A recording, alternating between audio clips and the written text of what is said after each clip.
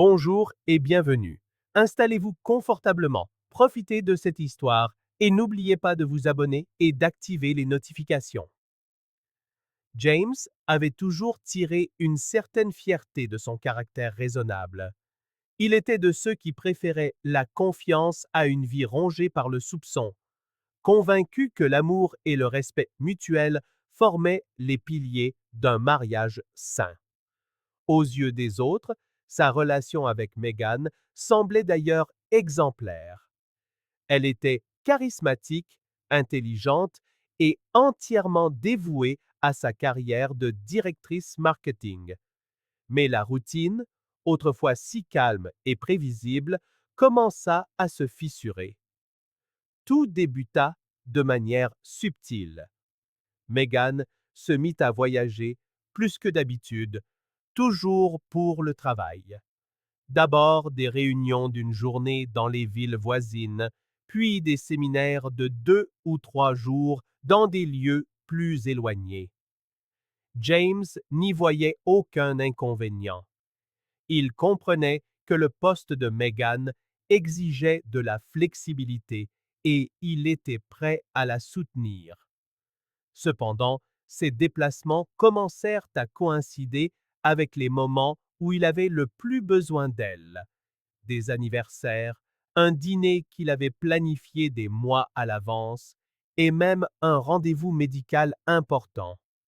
Richard a besoin de moi pour cette présentation, disait-elle avec un sourire qui sonnait un peu faux, comme une réplique apprise par cœur. Richard. Son nom revenait de plus en plus souvent dans leur conversation.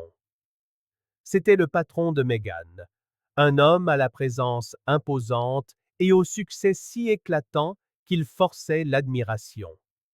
Meghan en parlait avec respect, mais il y avait dans sa manière d'évoquer ses projets, ses idées brillantes et tout ce qu'elle apprenait à ses côtés, une note étrange, une inflexion nouvelle. James tentait de chasser ses pensées, se persuadant que son esprit lui jouait des tours. Après tout, Richard était marié à Laura, une femme d'une beauté digne des magazines. Pourquoi Meghan risquerait-elle 7 ans de mariage pour une liaison si improbable? Pourtant, le sentiment que quelque chose clochait ne le quittait pas. Quand Meghan recevait des messages sur son téléphone, elle riait doucement, seule, avant de donner des explications vagues. Rien d'important, juste une conversation de travail. Et puis, il y avait les valises. Avant, elle lui demandait toujours de l'aide pour les préparer, mais dernièrement, elle préférait s'en occuper seule, allant parfois jusqu'à fermer la porte de la chambre à clé. James remarqua aussi qu'elle devenait défensive dès qu'il posait trop de questions sur ses voyages. Tu n'as pas confiance en moi? Lui lança-t-elle un soir, alors qu'il s'étonnait de l'avoir acheté un nouveau bikini pour une conférence à Denver en plein hiver. Son ton était ferme, mais son regard fuyait le sien. Il battit en retraite, se sentant coupable de paraître suspicieux. Meghan avait toujours été une professionnelle dévouée. Elle n'était pas le genre de personne à trahir sa confiance. Pourtant, le doute s'accrochait à lui telle une ombre persistante. Il cherchait des distractions, jouait au golf avec des amis ou s'enterrait sous les tableurs au bureau, mais peu importe ses efforts, ce malaise finissait toujours par revenir. Les nuits où elle était absente, la maison semblait plus grande, plus vide. Il passait des heures à fixer le plafond, luttant contre les pensées qui le tourmentaient. Et si je me trompais? Et si j'avais raison?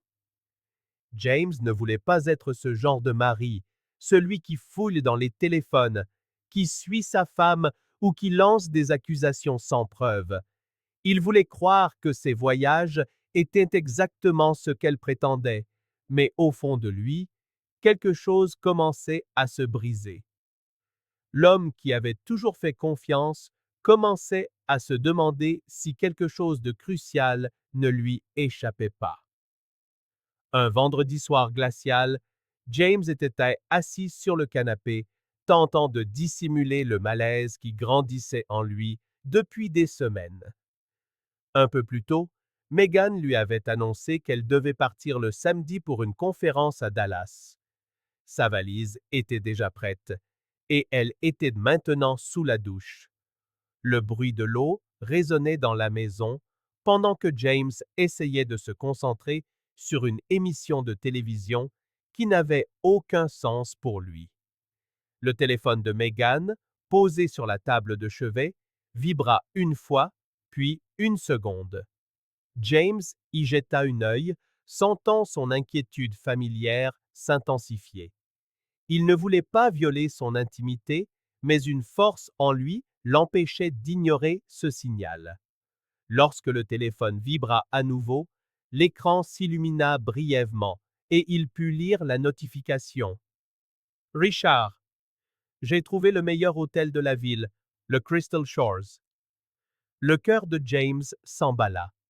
Il essaya de se convaincre que cela pouvait être innocent, une simple réservation pour elle et d'autres collègues.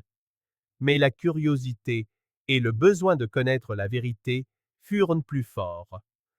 Il s'approcha de la table, les doigts tremblants, et saisit le téléphone de Meghan. D'un geste hésitant, il le déverrouilla. Les messages confirmèrent ses pires craintes. Richard avait écrit « Le Crystal Shores est parfait pour ce que nous avons prévu. J'ai pris la suite avec vue sur l'océan. J'ai hâte de t'y retrouver. » La réponse de Meghan ne tarda pas.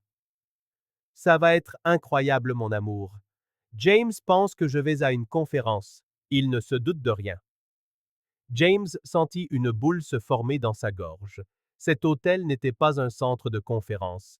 C'était un complexe luxueux en bord de mer, réputé pour les escapades romantiques. Il n'avait pas besoin de plus de preuves. La trahison était là, flagrante, sans aucune place pour le malentendu. Avec une colère contenue et l'esprit en ébullition, James nota le nom de l'hôtel dans son propre téléphone, essayant de décider de la suite. Il ne voulait pas exploser maintenant, pas alors que Meghan était encore sous la douche, insouciante. Il devait voir la scène de ses propres yeux. Si elle était prête à lui mentir en face, il voulait savoir jusqu'où irait ce mensonge. Au moment où il reposait le téléphone, Meghan sortit de la salle de bain, s'essuyant les cheveux avec une serviette et fredonnant doucement. En le voyant sur le canapé, elle lui sourit nonchalamment. « Tu t'en sortiras sans moi, n'est-ce pas? » James leva les yeux, dissimulant l'avalanche d'émotions qui le submergeait. « Bien sûr, profite bien de ta conférence, » dit-il, s'efforçant de garder une voix stable. Tandis qu'elle s'affairait dans la pièce, rassemblant les derniers objets pour sa valise, il l'observait, le regard plus froid que jamais. À cet instant, sa décision était prise. Le lendemain, il la suivrait jusqu'au Crystal Shores. Le lendemain matin, James se réveilla avant Meghan. Assis à la table de la cuisine, il fit semblant de boire son café tout en l'observant de loin. Elle descendit, pressée, vêtue d'un blazer élégant, mais il aperçut une robe de plage soigneusement pliée dans son sac. « Prends soin de toi, chérie. Je t'aime, » lui lança-t-elle rapidement en l'embrassant sur la joue avant de partir. James répondit à peine, le goût amer de son mensonge lui brûlant la gorge. Il attendit quelques minutes pour ne pas éveiller les soupçons, puis il prit ses clés de voiture et la suivit. Le trajet fut silencieux, presque surréaliste. Meghan conduisait avec assurance, empruntant des routes secondaires qui ne menaient absolument pas à Dallas.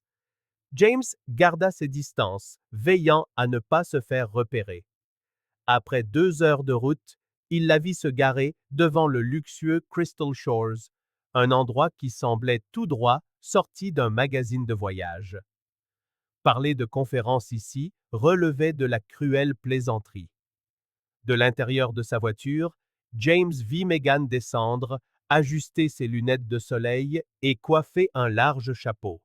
Richard ne tarda pas à apparaître, sortant d'un cabriolet sportif. Il lui ouvrit la portière et tous deux se dirigèrent en riant vers la réception de l'hôtel, tel un couple parfaitement assorti. James sentit une douleur aiguë lui transpercer la poitrine. La femme qu'il aimait, celle qu'il croyait honnête, partageait des moments d'intimité avec un autre homme, sans la moindre trace de remords. Il ne put sortir de la voiture immédiatement. Il resta là, retenant ses larmes et cherchant le courage d'affronter la suite. Quelques minutes plus tard, Richard et Meghan ressortirent de l'hôtel, cette fois en tenue de plage. Meghan était magnifique dans un bikini bleu et un paréo noué à la taille. Richard lui tenait la main tandis qu'ils se dirigeaient vers le sable. James les suivit à pied en gardant une distance de sécurité. Le bruit des vagues, qui aurait dû être apaisant, rugissait à ses oreilles. Il se cacha derrière des palmiers et les regarda s'approcher du rivage. Meghan riait, la tête renversée en arrière d'une manière que James connaissait bien. C'était le rire qu'elle avait lorsqu'elle était sincèrement heureuse. Puis, un geste figea son cœur. Meghan dénoua son paréo et, sans la moindre hésitation, retira le haut de son bikini. Richard passa un bras autour de sa taille et ils avancèrent main dans la main vers l'eau. Ils semblaient si à l'aise, si insouciants, que James ressentit un mélange de colère et d'humiliation. Ce n'était plus seulement une trahison, c'était une moquerie. Incapable de contenir la tempête qui faisait rage en lui, James sortit de sa cachette. « Alors c'est comme ça que tu travailles, Meghan ?» Sa voix trancha le silence, nette et puissante. Ils s'arrêtèrent brusquement.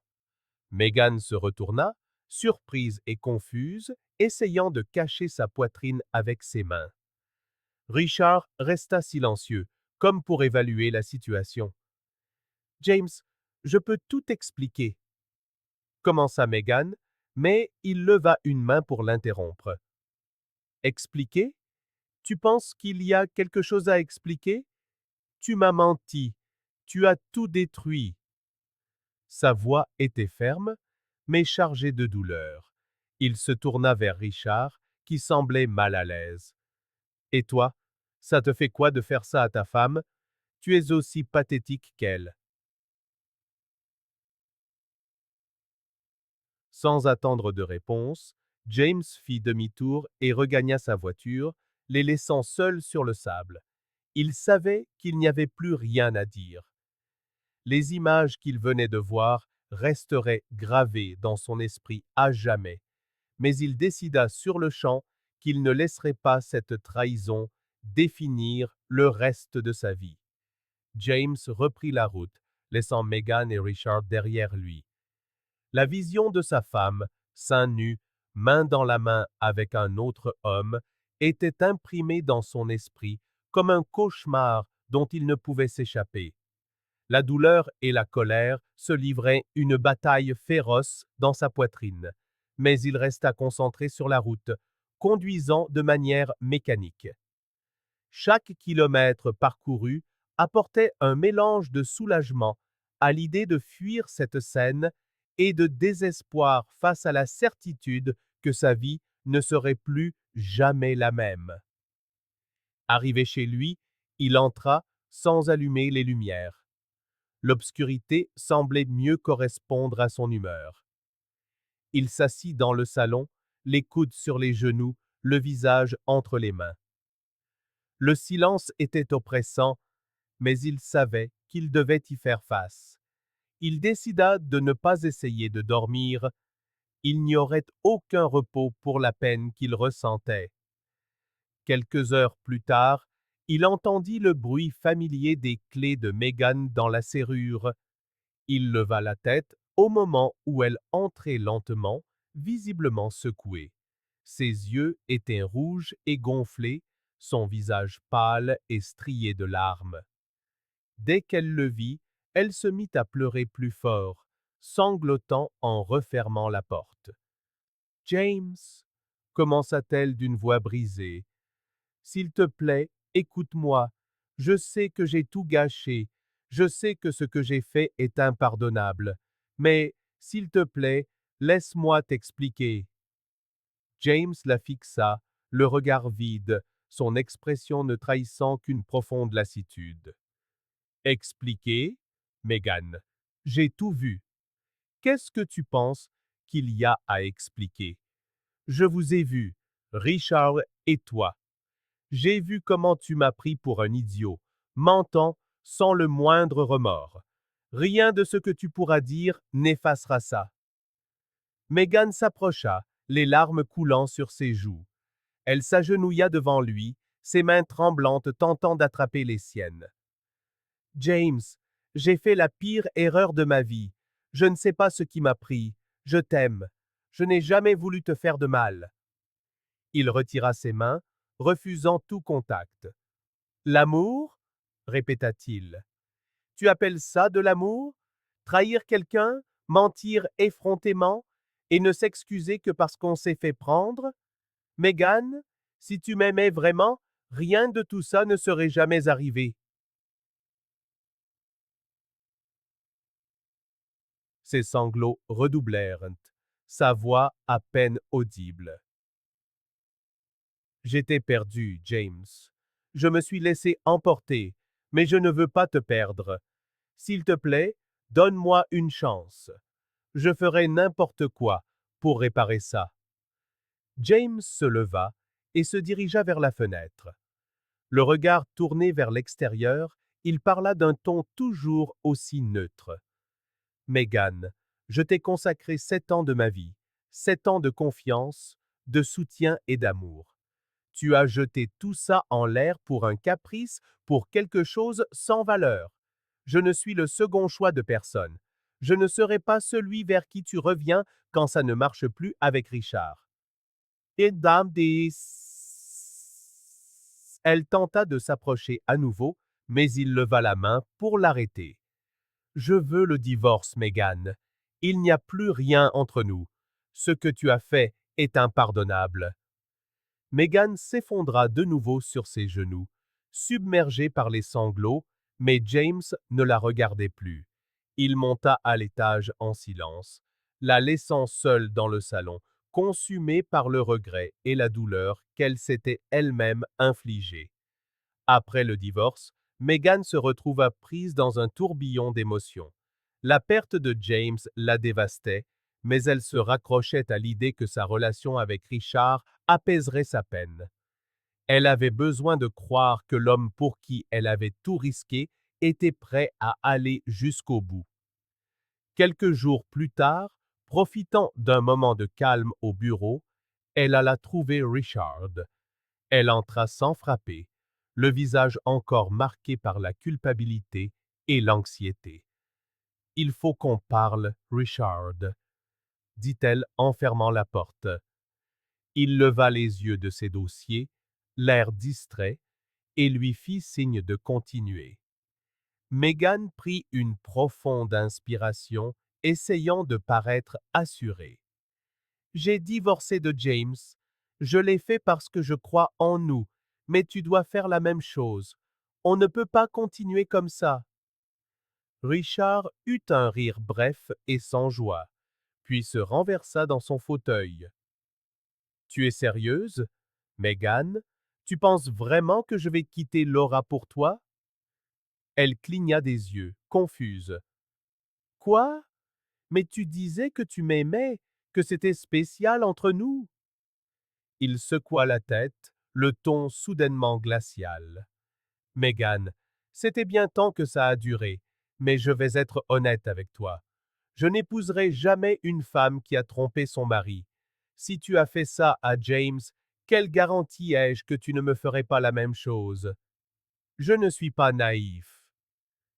Ces mots la frappèrent comme un coup de poing. Tu veux dire que ça ne signifiait rien? Richard haussa les épaules en reprenant un document. Ça signifiait quelque chose, mais pas assez pour que je gâche ma vie. D'ailleurs, nous ne pouvons plus travailler ensemble. Tu devrais passer aux ressources humaines demain. C'était sympa, mais c'est fini. Bonne continuation. Megan resta là, abasourdie, essayant de comprendre ce qu'elle venait d'entendre. Mais Richard avait déjà reporté son attention sur ses papiers, signifiant clairement que la conversation était terminée. Quelques mois plus tard, sans mari, sans travail et sans perspective, la vie de Megan s'était complètement effondrée. Ses amis s'étaient éloignés, les factures s'accumulaient et pour la première fois, elle comprit ce que signifiait être vraiment seule. Le souvenir de James revenait avec une force écrasante. Il était bon, loyal et surtout, il avait toujours été là pour elle dans les moments difficiles. Rongée par le regret, Megan rassembla son courage pour retrouver James. Elle savait qu'il ne voulait probablement pas la voir, mais elle devait essayer. Un après-midi, elle se présenta chez lui, hésitante, le cœur battant la chamade, tandis qu'elle frappait à la porte. James ouvrit et la regarda avec un mélange de surprise et de méfiance. « Megan, qu'est-ce que tu fais là? » Elle fondit en larmes. « James, j'ai fait la plus grosse erreur de ma vie. J'ai détruit tout ce qui comptait. Il ne se passe pas un jour sans que je le regrette. S'il te plaît, donne-moi une chance. Je sais que je ne la mérite pas, mais je ferai n'importe quoi pour arranger les choses. » James l'écouta en silence, les bras croisés, le regard impassible. Quand elle eut fini, il soupira, choisissant ses mots avec soin. « Megan, je n'ai pas de rancune. Ce qui s'est passé a été douloureux, mais j'ai tourné la page. Il n'y a plus rien entre nous, et je ne pense pas que ce soit possible un jour. » Elle sanglota, la douleur se lisant sur son visage. « S'il te plaît, James, je sais que je peux changer, je peux être meilleur. » Il secoua doucement la tête.